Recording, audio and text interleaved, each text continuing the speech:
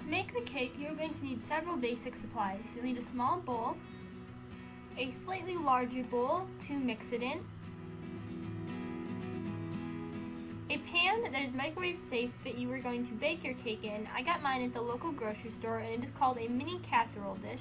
I'm sure you can find something similar online or at your grocery store. I also used some measuring spoons. I used a tablespoon, teaspoon, and half teaspoon.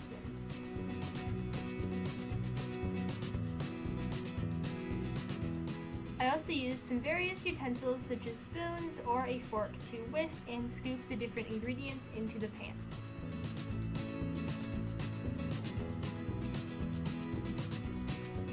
Then, for the actual ingredients, I used plain white sugar. You can use any substitutes you want for any dietary needs that you have. I just use basic ingredients. Then you're going to need a dash of salt, some flour. I just used white cake flour, but as I said, anything you have will also work. You're going to need an egg. You're only going to need a little bit of the white of this. Any decorations you want. I got out a whole bunch of different kinds, but I actually only ended up using the chocolate Nutella spread and the pink sprinkles. I used some baking powder. This is what is going to make the cake rise. Some vanilla, some milk, as well as some oil. And if you want to make a chocolate cake, you're also going to need cocoa powder. I added the flour, sugar, and baking powder to the bowl.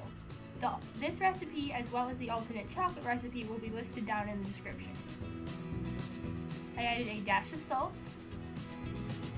and whisked all the dry ingredients together. Then I cracked an egg into the spare bowl that I had out from the beginning, and I scooped a little bit of the yolk into the container. It ended up being about a full teaspoon, but I didn't measure exactly. It was kind of hard to get in the spoon, as you'll see.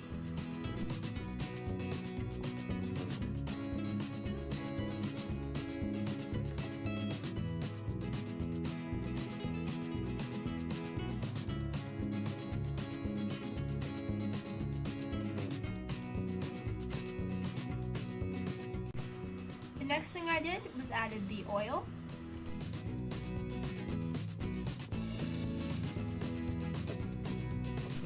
then I added the milk,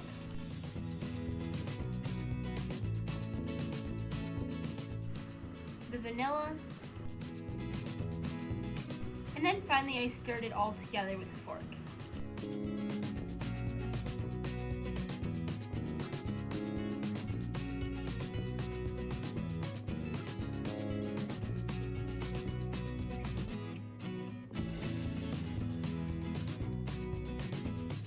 I ended up doubling my recipe, but the recipe that I'll list down below is the single version, so you can suit it for any cake pan you have.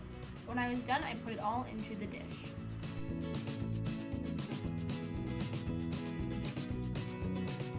You may want to use a spoon or small spatula to help you get out all the last drops.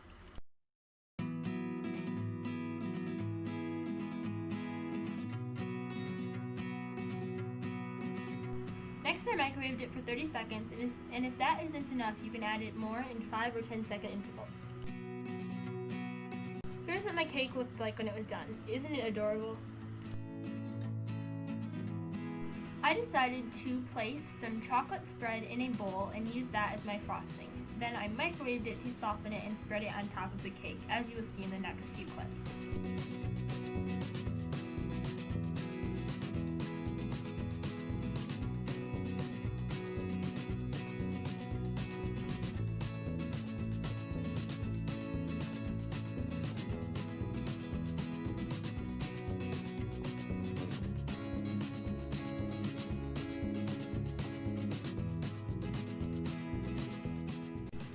For some added decoration, I put on some pink sugar sprinkles that we had from Valentine's Day.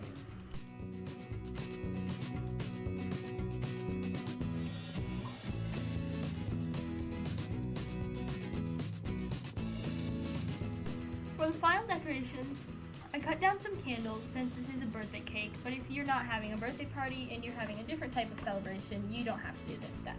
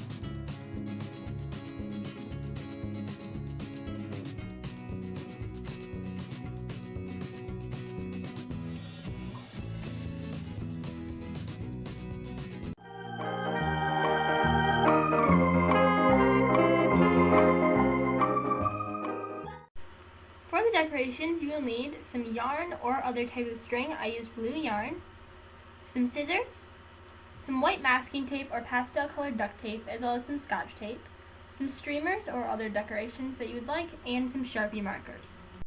Cut your piece of string and begin folding the wider, thicker tape over it to form little banners. These don't have to be perfect, as we'll cut them later.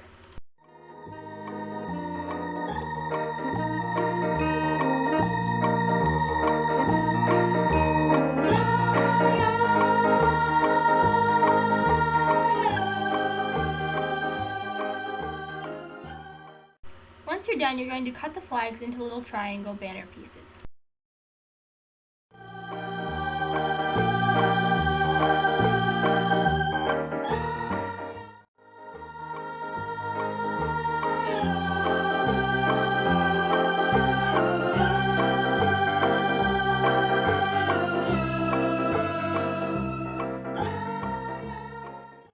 Once you've done all of them, you can write the letters of your words that you'd like to spell out. I wrote Happy Birthday Nikki on mine.